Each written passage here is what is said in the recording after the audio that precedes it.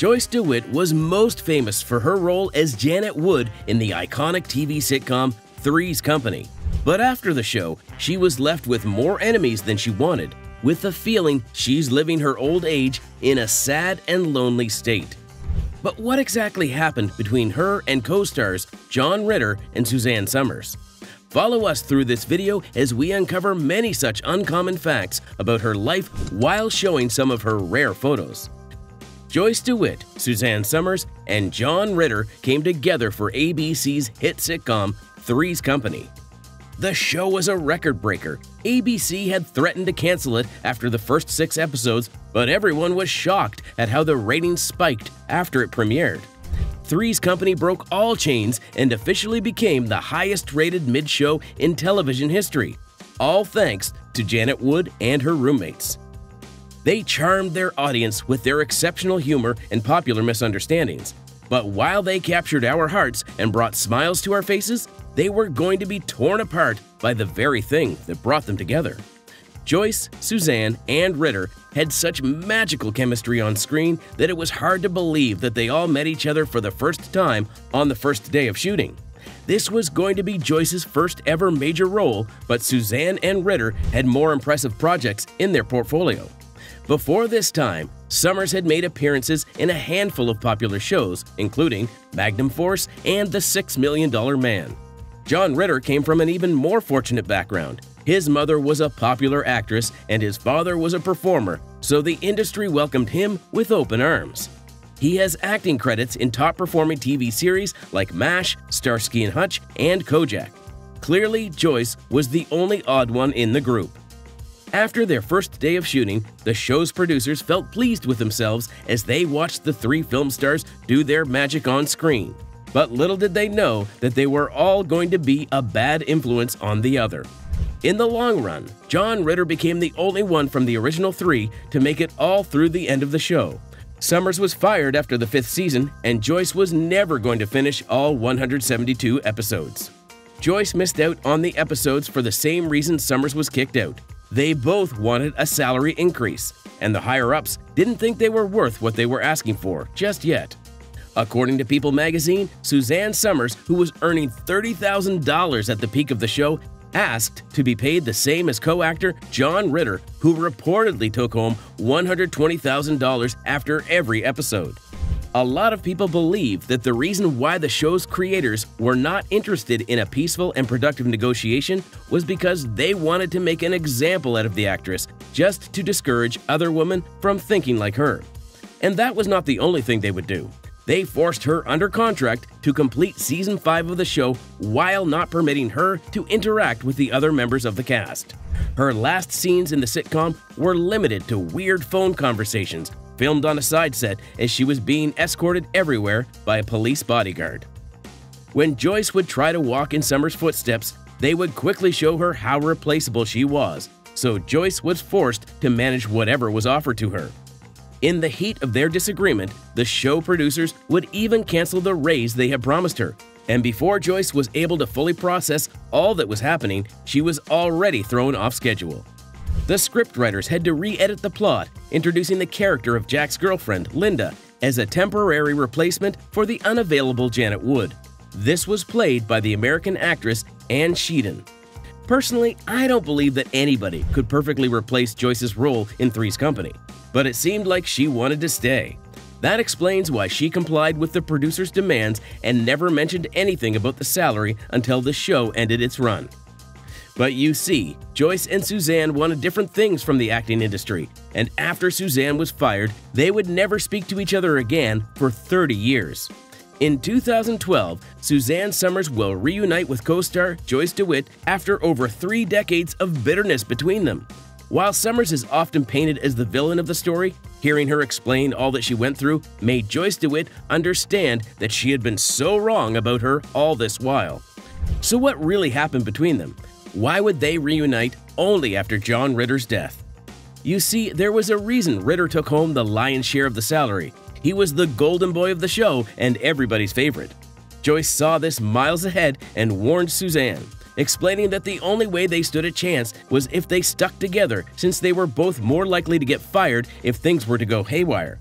So when Summers kicked to be paid the same as John and the producers fired her, Joyce felt betrayed and she would never speak to her again. But as Summers explained, the hatred for her started long before she was fired. She narrated times when she would feign injuries to avoid episodes, and John and DeWitt wouldn't speak to her for days. Joyce was the one who pushed for the quarrel, but Summers, as she confessed when they reunited, wasn't so keen on speaking to anyone from the show after her sack letter. "They fired me for asking to be paid commensurate with the men," the actress explained. "They painted me as she's trying to ruin the show, so I never talked to anybody on that show ever again." After sharing such beautiful emotional moments, hugging and holding hands on Summers' show, Breaking Through, Summers would begin to confess why she did all that she did. "Three's Company was a way to get by as a single mom. Money was more important than anything. I always saw this as business," she explained.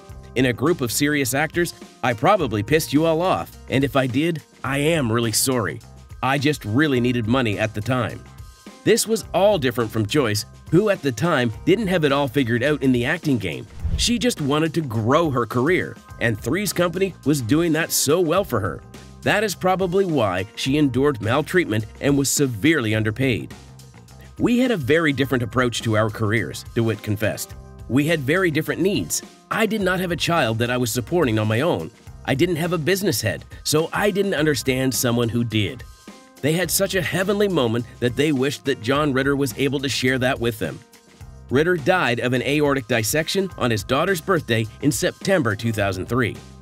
According to sources, he had collapsed while he was grocery shopping, and when he was quickly rushed to the hospital, the doctors treated the condition as a heart attack. This complicated the issue even further, and in 8 hours, John was pronounced dead. Summers and DeWitt, reminiscing on working with the late actor on Three's Company, had only kind words for him. "His legs were like made of rubber," Suzanne said as she called him the greatest physical comic of our era. "He had a way of moving around that, for me, made me more of a physical comic than I was." But what about Joyce DeWitt's relationship and marriage? Well, Joyce DeWitt never seemed like a lady who needed any man. As she had always stated, her career and her passions were by far the most important things to her.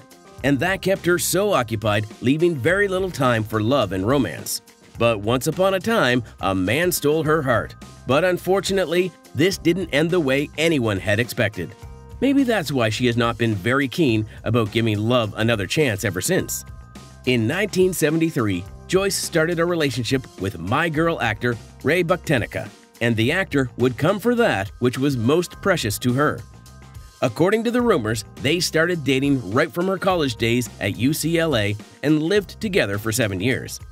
Those were very terrible years of her life, as the actress would describe. According to her, living together with Ray was like living in a big home cell, and the constant fights and disagreements made her lose confidence and belief in herself. In Bucktenica's defense, he pointed out that Joyce was not so interested in long-term commitments and would often seek satisfaction outside their relationship. A popular myth was that he tried to turn Joyce into a homemaker, and that was not even an option for the actress who had defied her parents' wishes by joining the entertainment industry. By 1980, they had called the whole party off, and they went separate ways. After Bucktenica, Joyce has done all she can to keep her private business away from the eyes of the media. While there are rumors that she was once married, there has never been enough evidence to support that. So to all of us, the actress remains unmarried and without any children. Another problem Joyce seemed to have to deal with was drinking. Drinking didn't seem like a problem Joyce DeWitt would be associated with, but after she was caught publicly driving under the influence of alcohol, a lot was brought to light. In 2009, DeWitt was pulled over by an officer after she drove past a barricade near a public park. After a series of field sobriety tests, he suspected that the actress was heavily intoxicated by alcohol. So she was transported to the police department, where she was booked. Upon trial, she was immediately sentenced to 3 years probation and mandated to undergo a 9-month alcohol program. But after a lot of investigations, she would be released on a $5,000 bail. Noteworthy is the fact that Joyce, before this time, had shown no signs of alcoholism in all her years as a celebrity. But we understand that she was going through a rough patch in her life and career, so anything was possible. And this, it turned out, was just the beginning of her troubles in her life after the Three's Company show. Life after Three's Company didn't turn out as Joyce DeWitt had expected. The actress had fought so hard to establish her acting career, only for Hollywood to deny her time and time again. Janet Wood continues to remain her most popular role to date, and that is not something she is so proud of. After the show ended in 1984, Joyce's struggle to find more prominent roles in the industry began. The closest she ever got to her past glory was in one-off episodes and television films, and this broke her heart. But nothing would hurt her deeper than the career blow she got from the same project she gave her all to. When Joyce discovered that the producers of Three's Company had written her off in the spin-off Three's a Crowd, she felt betrayed. John Ritter was the only one who got a call back, and she felt even more terrible that he had hidden all of it from her, only for her to get to know from a magazine headline. According to Ritter, the show's producers warned him specifically not to tell her, and although the spin-off pales in comparison to the original show, Joyce still held a grudge. And with acting not going the way she wanted, Joyce decided to try film production, but that also had an unfortunate end. In 2003, DeWitt co-produced and hosted the 2003 NBC TV film Behind the Camera: The Unauthorized Story of Three's Company. This was a creative attempt to portray the interpersonal conflicts that existed between the show's cast while documenting its success, but unfortunately, this performed way below par. A more recent performance would be in a Waffle House-themed play that was shown virtually because of the COVID-19 pandemic. She was also featured in the 2022 love film Ask Me to Dance. With over 5 decades of active participation in the acting industry, Joyce DeWitt just hit the discovery that maybe acting was never meant for her. Going against her parents' wishes for her career might, after all these years, become the worst decision she would make. Hollywood might just be a mistake, described the actress in an interview. I saw Hollywood and the way it behaved to me, and it was not a moral code that was natural to me. If this is the way the game was played, I wasn't sure I wanted to play it.